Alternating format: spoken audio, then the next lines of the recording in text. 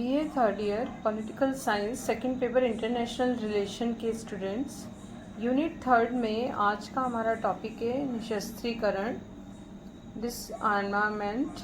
और आज हम देखेंगे इसका अर्थ और इसकी आवश्यकता।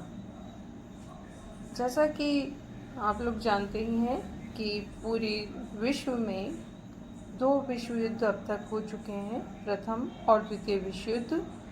और विश्व में होने वाले विनाशकारी अन्य युद्ध भी हमने समय समय पर पढ़े हैं, जाने हैं। विनाशकारी युद्धों के पीछे विभिन्न देशों में शस्त्रीकरण की होड़ एक प्रमुख कारण हमेशा से रहा है। और जो विश्व युद्ध हुए उसका कारण भी शस्त्रीकरण, और उस महायुद्ध के पश्चात भी अगर हम देखें तो शस्त्रीकरण की होड़ ये एक प्रमुख समस्या विश्व में रही है। शस्त्रीकरण के कारण शक्ति संतुलन की सीमा लांघ जाने की प्रक्रिया भी काफ़ी हद तक देखी जा सकती है। और इसकी वजह से पूरे विश्व में एक भय का वातावरण, तनाव का वातावरण हमेशा रहा कि शस्त्रीकरण की जो होड़ है, निरंतर शस्त्र बनाने की प्रतियोगिता, वो विश्व में अशांति पैदा कर सकती है और कभी भी युद्ध को बढ़ावा दे सकती है, युद्ध को प्रारंभ कर सकती है। और युद्ध छोटे मोटे होते होते वो विश्व युद्ध में कब परिवर्तित हो जाएं, ये भी एक स्थिति बन सकती है। तो ये जो तनाव है वो हमेशा शस्त्रीकरण के कारण रहा है। 1920 से 1936 के मध्य कई सम्मेलन हुए और विश्व की प्रमुख शक्तियों ने कई निशस्त्रीकरण की दिशा में प्रयास किए, लेकिन वो सफल नहीं हुए। और फिर द्वितीय विश्व युद्ध हुआ और द्वितीय विश्व युद्ध काफ़ी घातक शस्त्रों पर आधारित था। और इस समय विश्व 2 भागों में, 2 गुटों में बटा हुआ था। और इसकी वजह से जो निशस्त्रीकरण है वो इतना सफल नहीं रहा।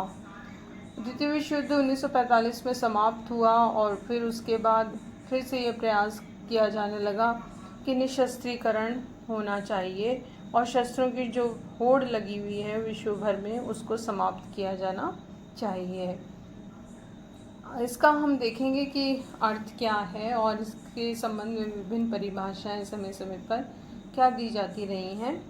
यदि इसका शाब्दिक अर्थ किया जाए तो इससे अभिप्राय है शारीरिक हिंसा के प्रयोग को समस्त भौतिक और मानवीय साधनों का उन्मूलन करना।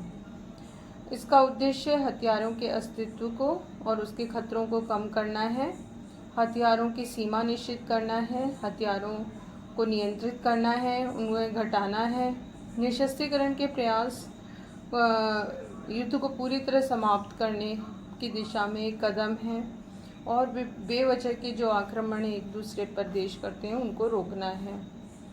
मॉर्गेनथाउ एक प्रमुख राजनीतिक विचारक हैं, हंस जे मॉर्गेनथाउ, और उनकी एक प्रसिद्ध पुस्तक है लिखी हुई, वो है पॉलिटिक्स अमंग नेशंस, जिसमें उन्होंने निशस्त्रीकरण पर काफ़ी बातों का उल्लेख किया है।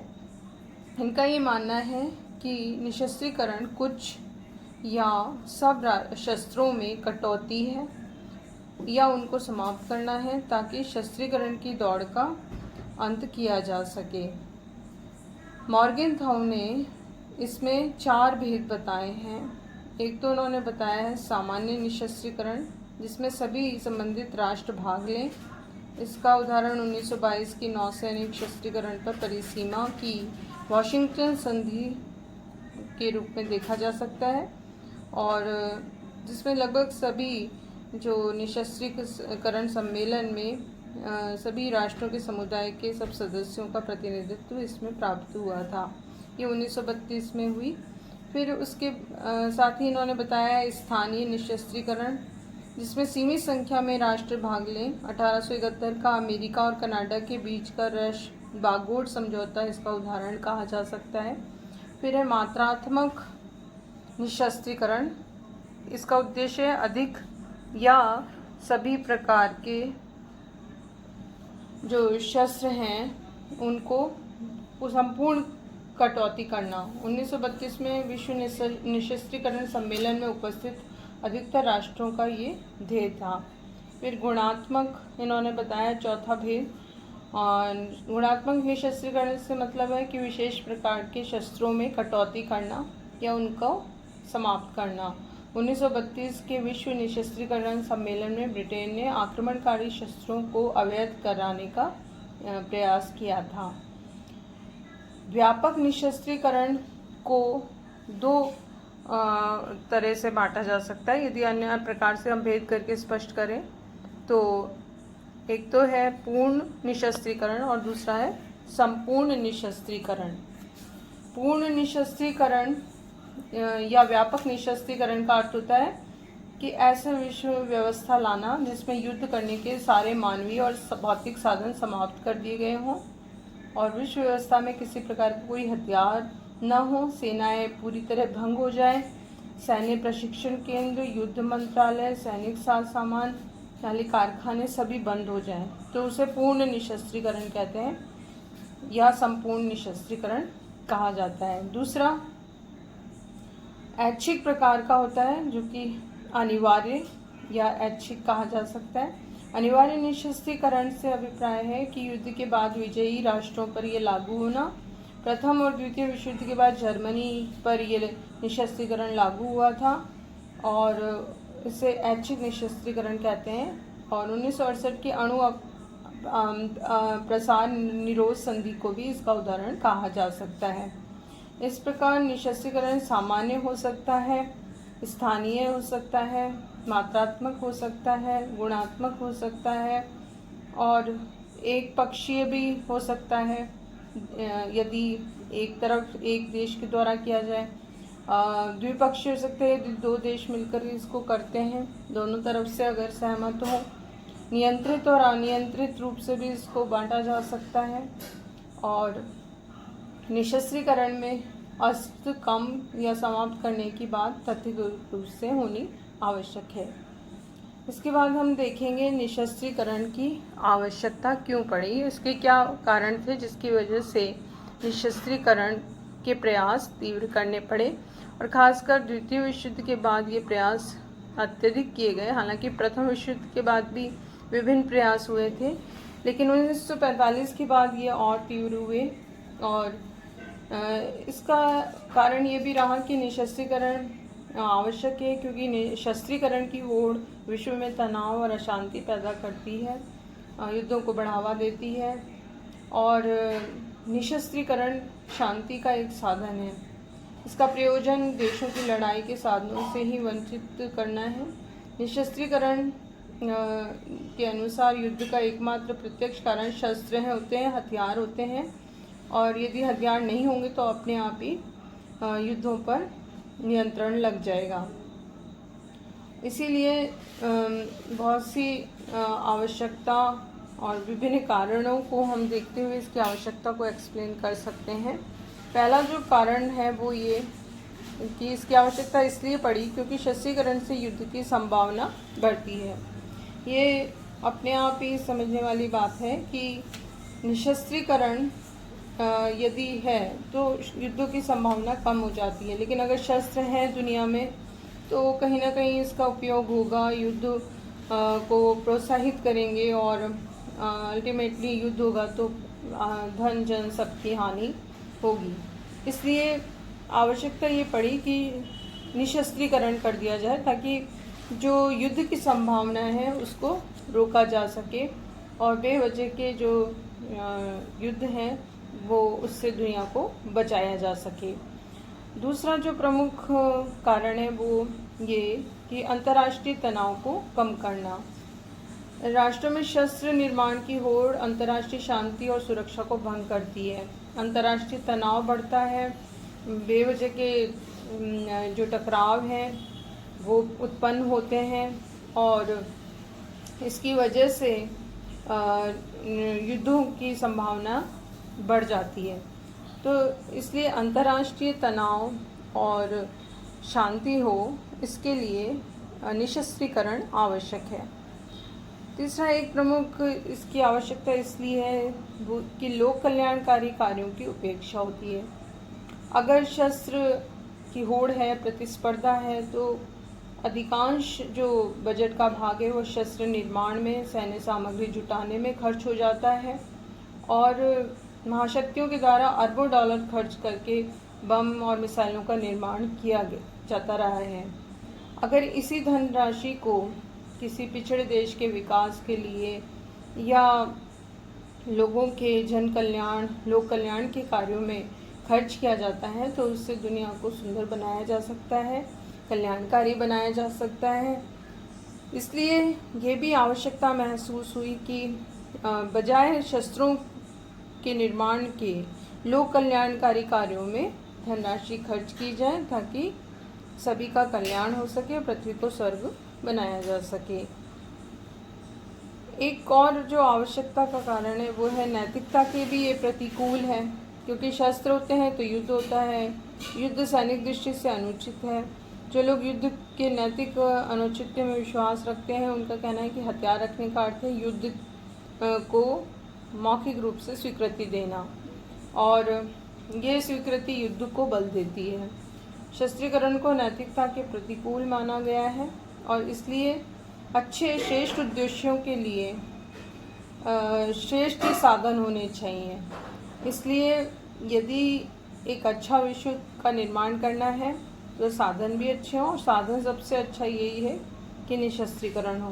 तो ये नैतिकता, जो शस्त्रीकरण की होड़ है वो नैतिकता के प्रतिकूल है। यदि निशस्त्रीकरण होता है तो उससे नैतिकता का जन्म होगा, उसका विकास होगा। एक और जो आवश्यकता का कारण है वो है अन्य देशों में इससे हस्तक्षेप बढ़ता है, क्योंकि शस्त्रीकरण होगा तो उसका प्रयोग करने का प्रयास करेंगे। जो बड़े देश हैं, महाशक्तिशाली देश हैं, वो कहीं ना कहीं उनका प्रयोग करने की कोशिश करते हैं। कमज़ोर राष्ट्रों पर शस्त्र की सहायता के द्वारा, शस्त्र के प्रयोग के द्वारा दबाव बनाने की कोशिश करते हैं, और इसके द्वारा जो दूसरे देशों में हस्तक्षेप है वो बढ़ता है। चाहे वो सैनिक हस्तक्षेप हो या आर्थिक हस्तक्षेप हो, शस्त्रीकरण के कारण ही इसमें बढ़ोतरी होती है। इसलिए अगर निशस्त्रीकरण होता है तो उससे ये अन्य देशों में हस्तक्षेप की समस्या भी कम होगी और इसका समाधान होगा, और इसको बाह्य हस्तक्षेप को रोका जा सकेगा। एक निशस्त्रीकरण की आवश्यकता का कारण है आर्थिक विकास का मार्ग अवरुद्ध होना। शस्त्रीकरण पर राष्ट्रीय आय का बहुत बड़ा भाग खर्च होता है, और जो तीसरी दुनिया के देश हैं, विकासशील देश, उनका आर्थिक विकास अवरुद्ध हो जाता है। खासकर एशिया, अफ्रीका, लैटिन अमेरिका के जो देश हैं वो द्वितीय विश्व युद्ध के बाद औपनिवेशिक दासता से मुक्त हुए, और फिर उनको अपनी अर्थव्यवस्था को सुधारना था, और ऐसे देश आर्थिक रूप से अपना शोषण नहीं कराना चाहते, और साथ ही ये चाहते हैं कि उनकी अर्थव्यवस्था मजबूत भी हो और वो आत्मनिर्भर हो। तो आर्थिक विकास तभी होगा ऐसे देशों का जब जो बजट है उसका अधिकांश भाग शस्त्रों पर खर्च न होकर बल्कि उनके आर्थिक विकास पर खर्च हो। अगर शस्त्रीकरण की ओर बढ़ती है तो इन देशों को भी शस्त्र बनाने पड़ते हैं और इससे आर्थिक विकास का मार्ग अवरुद्ध होता है। तो इसलिए भी निशस्त्रीकरण होना आवश्यक है। साथ ही शस्त्रीकरण की ओर मृत्यु का पैगाम है, क्योंकि अगर शस्त्र बनते हैं तो वो कहीं ना कहीं यूज़ होंगे, युद्ध होगा तो उसका प्रयोग होगा, और प्रयोग होगा तो संपूर्ण मानव सृष्टि उससे नष्ट हो सकती है। प्रथम विश्व युद्ध से पूर्व भी घातक शस्त्र थे, प्रथम विश्व युद्ध में भी शस्त्र घातक थे, और उसके बाद द्वितीय विश्व युद्ध में भी काफ़ी नई तकनीक पर आधारित शस्त्रों का प्रयोग किया गया। और जब द्वितीय विश्व युद्ध खत्म हुआ था 1945 में, तो अमेरिका ने जापान के विरुद्ध सर्वप्रथम जो परमाणु बम है उसका प्रयोग किया था हिरोशिमा और नागासाकी नगरों पे। तो उसने ये स्पष्ट किया कि ऐसे युद्ध तो बहुत ही अधिक घातक हैं, क्योंकि इससे पूरी मानव जाति को पर संकट आ सकता है, और ये बहुत अधिक भयानक युद्ध होते हैं, क्योंकि इससे जन और धन का उस समय हानि ही नहीं हुई, बल्कि परमाणु बम की जो प्रभाव था वो आने वाले जनरेशन तक भी पड़ा। और आज के युग में जब इससे भी अधिक नई तकनीक पर आधारित जो शस्त्र हैं वो बन चुके हैं, और जब हम जैविक हथियार और रासायनिक हथियार, परमाणु हथियारों की बात करते हैं, नक्षत्र युद्ध परियोजना का हमने उल्लेख किया था, तो इस तरह के जो युद्ध यदि और बढ़ते हैं इस पर आधारित, तो वो अल्टीमेटली पूरे विश्व की मानव सभ्यता को नष्ट कर सकते हैं और मृत्यु का पैगाम है। और पंडित नेहरू जो प्रथम प्रधानमंत्री थे हमारे देश के, उनका एक कथन है कि पूरी दुनिया बारूद के ढेर पर बैठी है और एक चिंगारी की आवश्यकता है, और यदि वो लगती है तो पूरा विश्व राख के ढेर में बदल जाएगा। तो इस तरह से शस्त्र कभी भी मानव जाति के, विश्व के हित में नहीं हो सकते, और इसका परिणाम मृत्यु का पैगाम नहीं है। इसके साथ ही निशस्त्रीकरण की आवश्यकता का एक कारण ये भी है मनोवैज्ञानिक दृष्टिकोण, और इससे भी ये स्पष्ट होता है कि शस्त्रीकरण देश में सैनिकरण को जन्म देता है, और किसी भी प्रकार से हर देश युद्ध में विजय प्राप्त करना चाहता है। शस्त्रों की उपस्थिति का अर्थ होता है शक्ति प्रदर्शन करना, धमकी, आक्रमण, विरोध, इनको प्रोत्साहन देना, और ये सभी मनोवैज्ञानिक दृष्टि से अशांतिपूर्ण वातावरण को जन्म देते हैं, जो कि विश्व शांति और सुरक्षा और विश्व मानव जाति के हित में नहीं होता। एक और जो आवश्यकता निशस्त्रीकरण की पड़ी, वो उसका कारण था उपनिवेशवाद और साम्राज्यवाद का अंत करने में सहायक। साम्राज्यवाद और उपनिवेशवाद ये सभी शक्ति को बढ़ाने के रूप हैं। एक राष्ट्र को शक्ति और राष्ट्रों को बढ़ाना ही युद्ध को जन्म देना है। निशस्त्रीकरण में साम्राज्यवाद और उपनिवेशवाद का अंत होता है, और इससे विभिन्न देशों के बीच शांति स्थापित की जा सकती है। तो ऐसे विभिन्न कारण थे जिसकी वजह से निशस्त्रीकरण की आवश्यकता महसूस हुई, जो हमेशा से होती रही, और 1945 द्वितीय विश्व युद्ध के बाद और आज के वर्तमान समय में ये इसका अत्यंत ही ये औचित्यपूर्ण है और बहुत ही महत्वपूर्ण है कि विश्व से शस्त्रों की कटौती, समाप्ति होनी आवश्यक है, क्योंकि इतने अधिक घातक शस्त्र बन चुके हैं कि वो पूरी मानव जाति को ख़त्म कर सकते हैं। और जैविक जो हमला है उस रूप में आज की कोरोना की स्थिति को भी हम देख सकते हैं कि ये भी संभावना व्यक्त की जा सकती है कि शायद ये जैविक आक्रमण के रूप में है। तो बायोलॉजिकल जो वार है वो भी अप्रत्यक्ष रूप से शस्त्रीकरण ही है, और वो भी विश्व मानव जाति के लिए अहितकर हो सकता है। इसलिए ये कई कारण ऐसे हैं जिसकी वजह से निशस्त्रीकरण की आवश्यकता है और ये होना चाहिए।